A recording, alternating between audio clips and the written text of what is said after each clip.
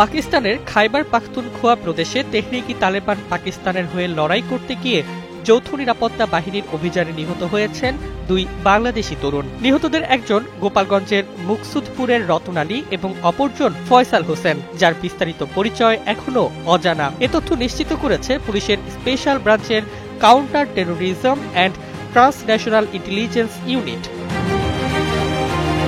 সিটিটিসির বিশেষ police super Roushan Sadia Afroz জানান, আমরা শতভাগ নিশ্চিত রতন ঢালি টিটিপির সঙ্গে যুক্ত হয়ে পাকিস্তানে যুদ্ধে অংশ নিয়েছিলেন।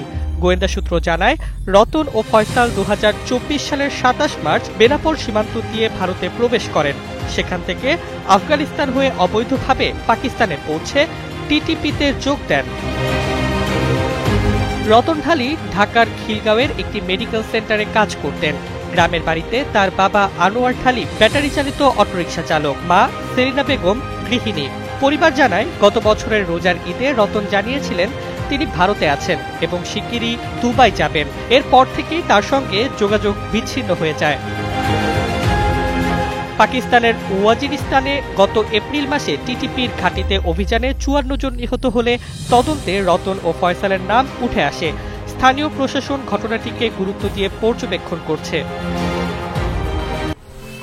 10 বছরের যাত্রা তো কেবলই শুরু।